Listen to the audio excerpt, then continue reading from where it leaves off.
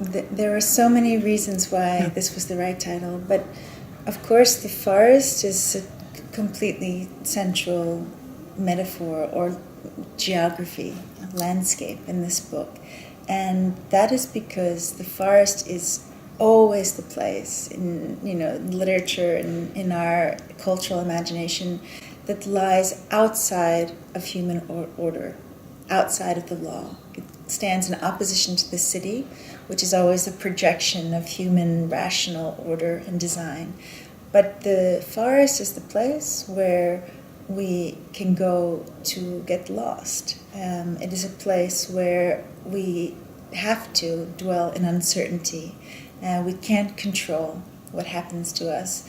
And extraordinary things happen in the forest, in every fairy tale and every myth. And there was a longing in this novel to write about the possibility to escape old orders, old forms that no longer fit us. But how do we do that? Well, in a sense, we have to move away from certainty and to turn toward uncertainty, allow ourselves to get lost. So the forest became absolutely critical here.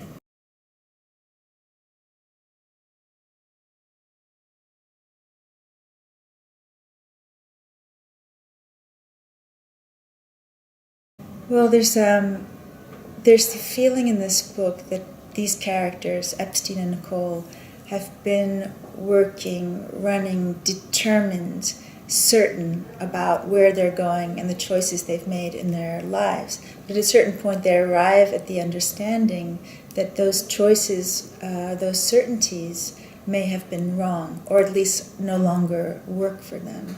And so what happens in that moment? What happens in that moment where you have to leave your certainty and become something else? Well, an empty space has to open up. Formlessness has to open up. There's a lot in the book when we can talk about this idea of the void or the empty space. But rest in this novel is an idea that comes before and after one creation and before the possibility of another creation. There has to be this hiatus.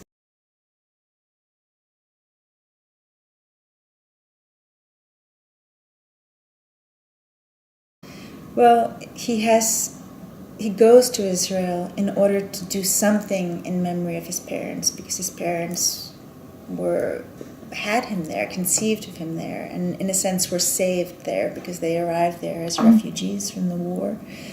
And he doesn't know what this thing should be. Everything that is suggested to him doesn't seem right. And then he has this dream of himself wandering in this forest, and he wakes up from it and he knows absolutely that this is what he has to do. Now, of course, there's this long literal tradition in first Palestine, then Israel, of planting trees, of reforesting this landscape. But in a sense, for Epstein, it's about this resurrection of childhood, of the place of the unknown, of some place that was undetermined, and also a kind of shelter in a sense. And it's also something that is extraordinary and sort of impossible, to do something that is impossible. And, his idea of this forest in the desert is not just a few trees, but it's hundreds of thousands of trees in the desert. There's also the point that in the book that this part of the world, North Africa and the Middle East, used to be in ancient times totally covered with forest before it was cut down for timber and agriculture. But what does it mean in the human imagination to lose the forest, the absence of this place of imagination or possibility? And so he wants to somehow return to that, resurrect it. Well, one of the thoughts I had early on in writing Forest Dark was that we are living in a moment in which we have become completely obsessed with factual, rational knowledge, and that we have made a kind of religion out of it. We all, every day, many times a day, bow at the altar of Google, and we are comforted by the fact that we can we have the illusion of being able to know everything, but I think it betrays a kind of anxiety that we really have, and it means that we have turned our backs on and rejected the unknown and what it is to be uncertain. But what does that mean for us as a culture, as a people, spiritually? To turn your back on the unknown is to turn your back on the possibility of wonder, of awe, of enormous questions that don't have answers.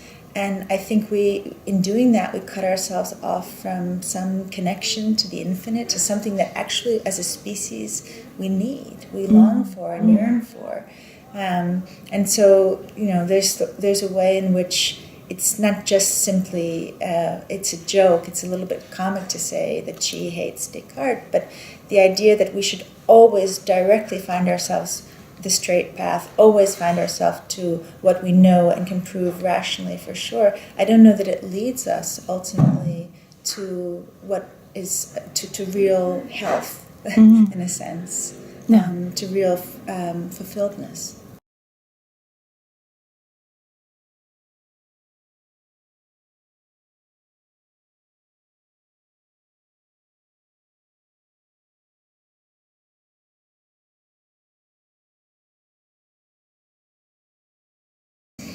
Well, I suppose darkness necessarily turns us inward rather than always looking outward.